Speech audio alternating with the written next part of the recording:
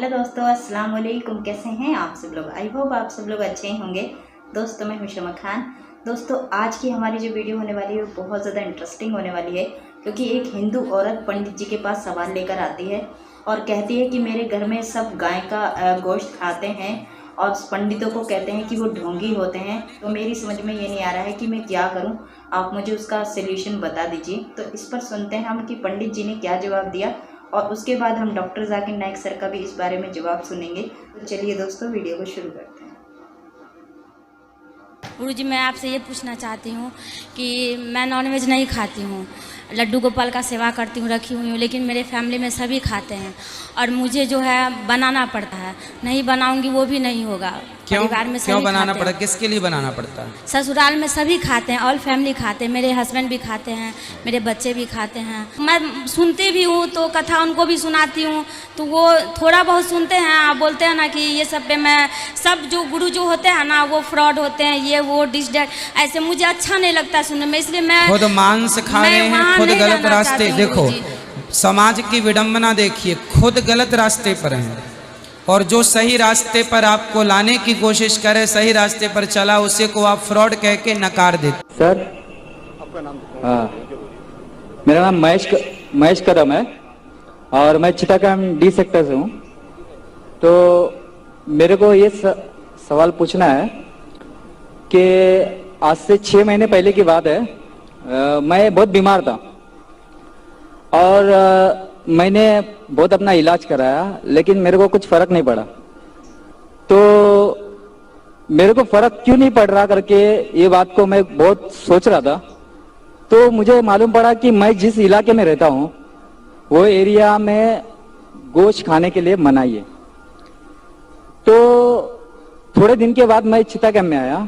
चिटागांव में आने के बाद में मैं जो बचपन से जो खाता था वही चीज को मैं रिप्ले किया और मेरी हालत सुधर गई। मेरा 16 किलो वजन कम था, जो बाद में लेवल में आ गया।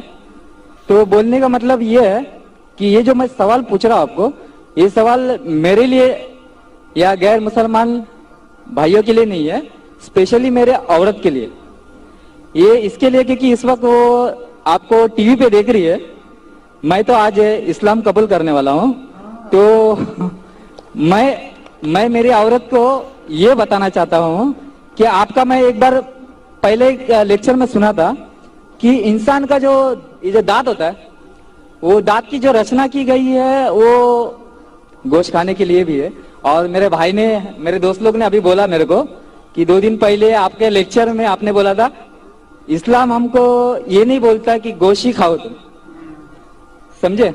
आप परसों के दिन में मेरे शायद बोले थे कि गोश्त महंगा हुआ है, आप सब्जी भी खा सकते हो। तो मेरे को ये बोलना है कि मेरी औरत ये चाहती है कि मैं उससे छुप छुप के गोश्त खाता हूँ, जो मेरे को खाना ही है हर हाल में, क्योंकि वही मेरी बॉडी के साथ लेवल करता है। तो क्योंकि मैं वैसा बचपन से मैं हूँ वैसा ही, लेकिन मेरी औरत हैंडीकैप्ट है मेरी औरत, और मैं उससे बहुत प्यार करता हूँ और मैं चाहता हूँ कि वो भी इस्लाम धर्म ले, आपकी बात सुन के। अच्छा, दूसरी बात ये है कि उसको ये बोलिए आप कि आप इस्लाम धर्म कबूल कर रहे हो तो आपको गोश्त खाना कोई जरूरी नहीं। मैंने तो अभी तक कभी जबरदस्ती किया नहीं है और आगे भी करूंगा भी नहीं। तो मेरा सवाल जरा ज्यादा तो नहीं हो रहा है? समझ गया हूँ मैं भाई साहब, समझ गया हूँ। हाँ। ज्यादा है लेकिन समझ गया हूँ। ये आदत है लोग से सवाल सुनने की। हाँ। और जितना कठिन सवाल उतना मुझे मजा आता है। बिल्कुल। भाई साहब ने कहा कि वो ऐसे इलाके में रहते थे ना, गोश्त लोग नहीं खाते थे, गोश्त नहीं खाने की वजह से बीमार हो गए। फिर चिटागांव में गोश्त खाने की वजह से नहीं सर, एक्चुअली मैं दूसरी चीज की वजह से वीक हो गया था, लेकिन मैं जो मेरी खुराक थी वो मेरे को नहीं मिल रही थी वहाँ पे। मैं इंशाल्लाह जवाब को कंप्लीट करूंगा, फिर आपको मिल जाएगा इंशाल्लाह। मैं आपका सवाल समझ चुका हूँ और सुन भी चुका हूँ, और मैं मेडिकल डॉक्टर भी हूँ। बराबर। मैं इस्लाम और कंपैरेटिव रिलीजन के अलावा एक मेडिकल डॉक्टर भी हूँ। भाई साहब बीमार होने की वजह से वो बीमार हो चुके थे और गोश्त नहीं खाने की वजह से फिर से रिकवरी नहीं मिल रही थी। जब चिटागांव में आए तो गोश्त खाने लगे और रिकवर हो गए और 13 किलो उसका वजन भी बढ़ गया उनका। और वो गोश्त खाने की आदत है बचपन से, क्योंकि गोश्त के अंदर मेडिकल साइंस आज ये कहती है कंप्लीट फूड है। जिस्म के अंदर अमाइनो एसिड की जरूरत लगती है 23 अमाइनो एसिड की, जिसमें से 8 अमाइनो एसिड जिस्म में खुद पैदा नहीं होते, उसे कहते हैं इसेंशियल अमाइनो एसिड। और ये खुराक में लेना, अपने खाने में लेना जरूरी है। कोई भी वेजिटेबल फूड में कंप्लीट प्रोटीन सारे 8 अमाइनो एसिड मौजूद ही नहीं है।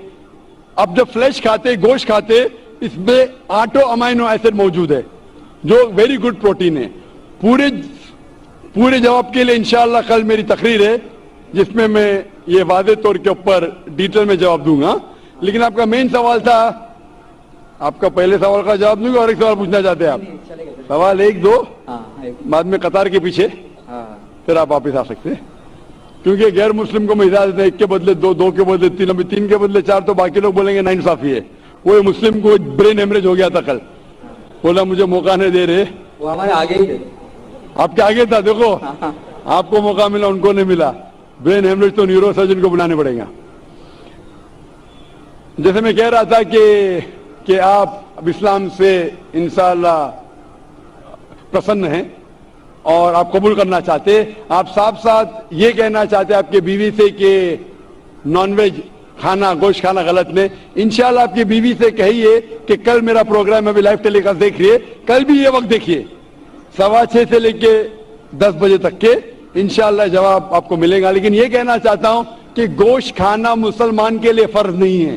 किधर भी नहीं लिखा है कुरान या हदीस में क्या मुसलमान को गोश्त खाना फर्ज है। बिल्कुल। कई बार अगर आपका जिस्म गोश्त को हजम नहीं कर सकता, कई बार कुछ लोगों में, तो उस टाइम गोश्त मत खाओ।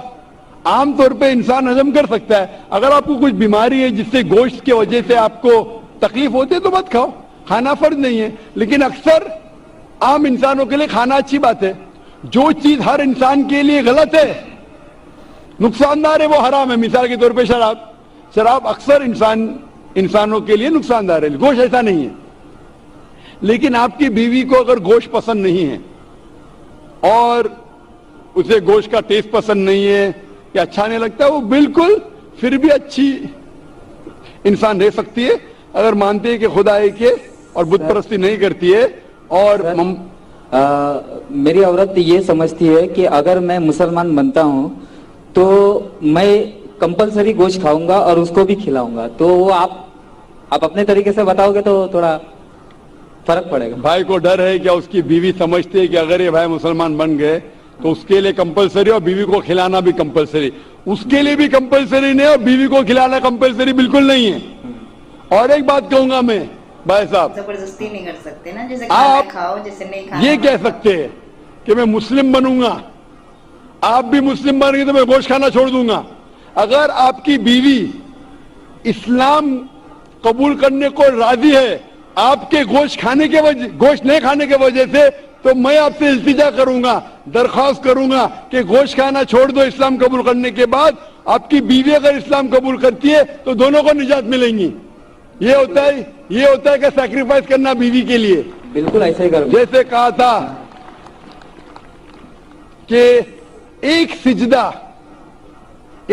सजदा जिसे तू समझता था गिरा है, एक सिजदा जिसे तू समझता था गिरा है, हजारों सिजदे से देती है आदमी को निजात।